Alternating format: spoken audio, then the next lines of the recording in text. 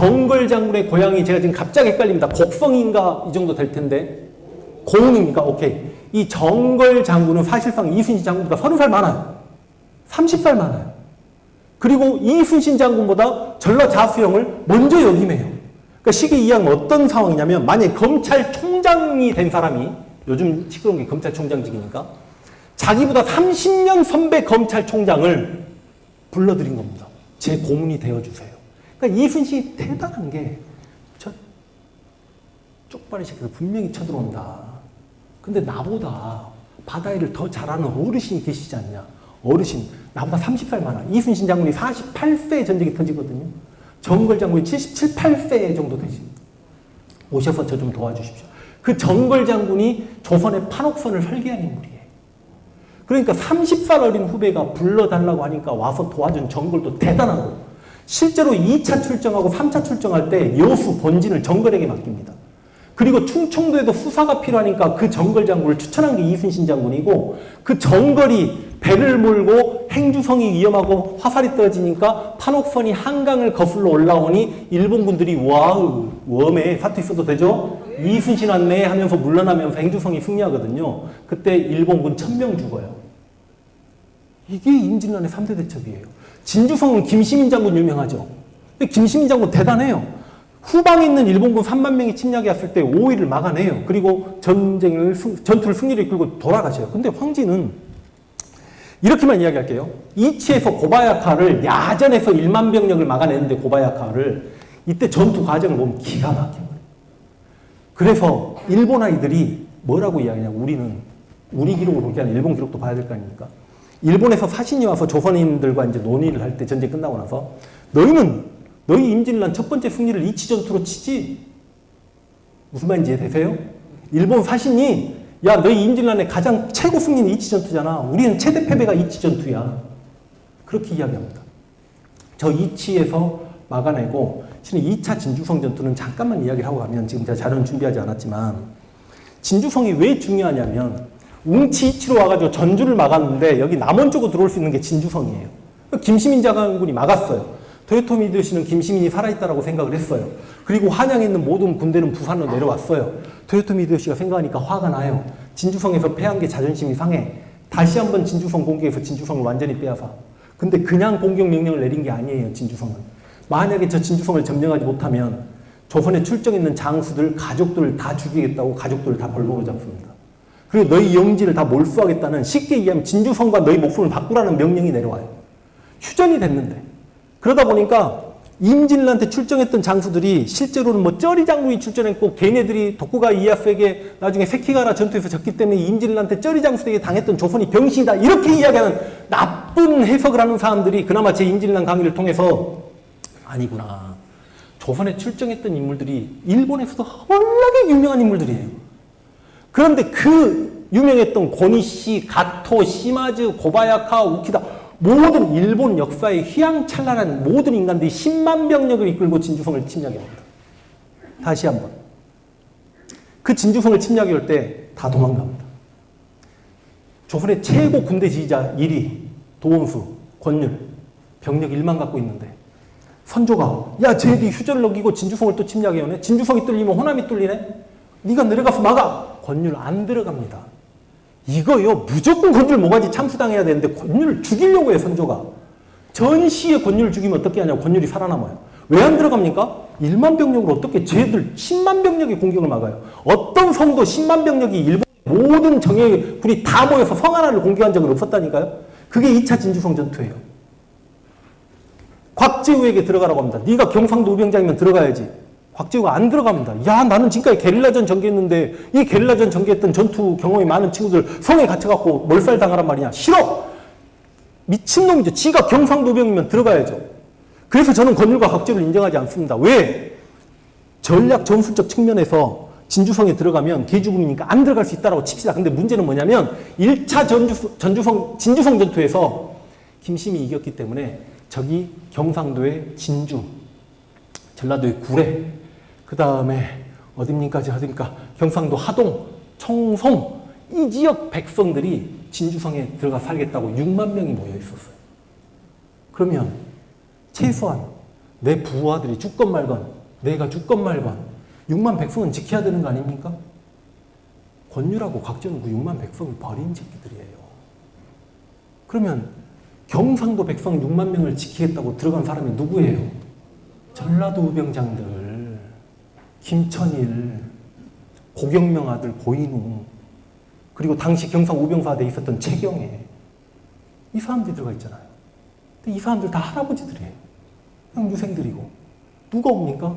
황진이 오잖아요. 황진이 오는데 황진은 충청 병마사잖아요. 경상도 진주에 왜군이 쳐들어도 자기는 충청도만 지키면 되잖아요. 근데 와요. 진주성이 뚫리면 호남이 뚫리니까. 호남이 뚫리면 전쟁은 넘어지니까. 왜냐? 호남에서 곡창이 나오고 호남에서 쌀이 나오고 그 쌀로 의병들이 먹고 군인들이 먹고, 그래서 호남은 임진왜란때 조선의 발목이라는 소리를 들었습니다. 발목이 아킬레스건이 끊어지면 설 수가 없잖아요. 그리고 내려오면서 내가 어르신 김천일과 약속을 했는데 지켜야 되지 않겠냐. 자, 그러면 이 10만 병력이 진주성을 공격할 때 아까 3만이 공격했던 행주대첩 10시간 버티고 대첩이라고 해요. 10만 명이 공격했을 때 며칠 버틴지 아십니까? 8일을 고스란히 버팁니다. 8일을. 그런데요, 일본군들도 토요토미 히데요시가 가족들 볼모로 잡고 있고 영지 몰수한다고 안 했으면 3일, 4일, 5일째 물러가요. 그러면 이 최대 공격을, 일본군 최대 공격을 혼자 막아낸 황진은 임진왜란을 통틀어서 만약에 임진왜란을 5대 전투라고 행주성까지 쳐줍시다. 함산도, 행주대첩, 진주대첩, 2차 전투, 진주성 2차 전투. 이 중에 1등 전투는 2차 진주성 전투가 될 것이며 2등 전투는 2치 전투가 될 것인데 이 1대 2대 승리를 다 황진이 해요. 그리고 황진은 전라도 남원 사람이에요. 근데 전라도 사람이 황진 이름도 몰라. 왜요? 고향이 남원이라. 춘향이만 유명해. 그리고 왜요? 장수왕 씨라. 그럼 곽재우는 뭘해서 유명해요? 나는 내가 임진왜란사를 공부해왔지만 도대체 곽재우가 임진왜란 전체에서, 물론 훗날 정진한테 성도 잘 지킨 적도 있고 의병, 관군 합동작전도 전개하고 했지만 곽재우가 의병 모집했을 때 몇 명 모인지 아십니까? 처음에 50명 모입니다. 200명 주장도 있어요. 50명 모여요. 그러면 호남의 의병장들 고경명, 김천일, 고경명 6,000명, 7,000명 모읍니다. 김천일 2,000명, 4,000명 모읍니다. 50명 모아요. 근데 50명 모으는데 나중에 병력이 2,000병력까지 가요. 왜요? 김면이라는 경상도에 굉장히 훌륭한 의병장이 계셨어요. 가족을 내팽개치고, 가족은 양반 집안임에도 불구하고 재산을 다 들고 의병활동에 몰입해버리니까 가족들은 길거리에서 구걸합니다. 양반 집안이. 그러다가 병 걸려 죽어요. 그 김면 장군이 진짜 멋진 말씀을 남깁니다. 나는 나라가 있는 줄만 알았지 내 가족을 있는 줄 몰랐다. 그 김면 장군이 죽으면서 자신의 병력을 곽재우에게 줘요. 그럼 곽재우의 가장 유명한 전투가 정암진 전투라고 합니다. 정암진 전투에서 곽재우가 뭐 했대요? 일본군들이 야 얘가 물길이고 이렇게 행군하면 되겠네 하고 갈대 꼽아놓은 걸 이렇게 옆으로 꽂아놓은 거 그거밖에 됐답니까? 근데 왜 그렇게 곽재우는 유명해요? 이때 욕 좀 고향이 의령이잖아요. 일단 첫 번째 임진왜란이 끝나고도 살아남았다는 거, 그리고 자신과 친했던 같은 북인 정인홍도 역사장군에 들어갔다는 거, 살아남았다는 게 제일 중요합니다. 이순신 장군도 마지막까지 물론 이순신은 그 전에 영웅인 게 확실하지만 또 하나 고향이 의령이라고. 이해되세요? 의령 어디 고향? 이병철 고향, 삼성 집안. 이게 차이가 나버립니다, 역사에서. 자, 그래서 황진에 들어간다고 하니까 어떤 사람이 말하기를 충청병사 황진 너는 진주성 수비와 직접 관계가 없으니 나와서 밖에다 싸웁시다 하니 황진이 말하기를 나는 이미 김천일과 더불어 약속을 하였으니 저버릴 수 없다. 둘이 술을 마셔요. 야, 황진 너처럼 유능한 장수가 지금 임진왜란 때 국가에 필요한데 네가 진주성 들어가면 네 죽는데, 국가적 선신인데 너 들어가지 말아라. 아니야, 나 김천일과 약속했으니 내가 한번 진주성 지켜볼게. 그렇게 들어간 게 황진이고 황진조차 너도 들어가지 말아라 하고 술 마시면서 자기는 안 들어가고 도망갔던 게 곽재우입니다. 그래서 이 권율과 곽재우는 진주성이 하루 이틀이면 무너졌을 거라고 생각했을 거예요. 근데 진주성이 8일을 버텼을 때 어떤 비참한 생각이라도 가졌어야죠. 그 6만 백성이 도륙을 당합니다. 그러니까 우리가 역사를 경상도에 좀 상당히 빼앗긴 듯한 느낌을 많이 받는 이유가 뭐냐면,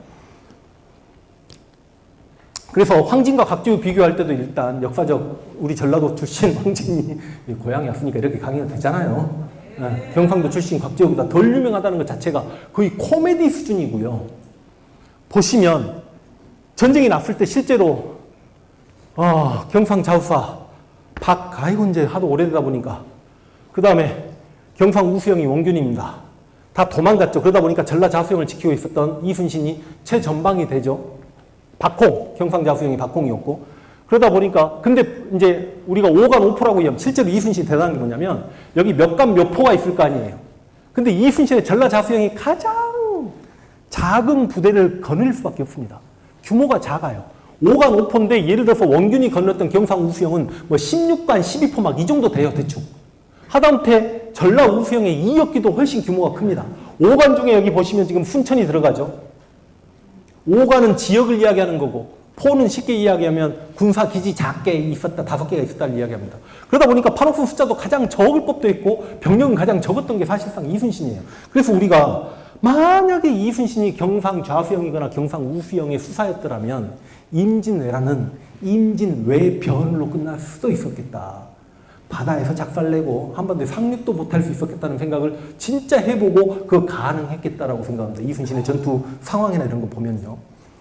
그런데 보시면 모든 전투 옥포, 화포, 적진포, 사천, 당포, 당포, 한산도, angol포, 부산포 이전까지 임진년에 있었던 모든 전투는 다 어디예요? 경상도예요. 이순신의 전적을 전부 다 경상도가 빼앗아갑니다.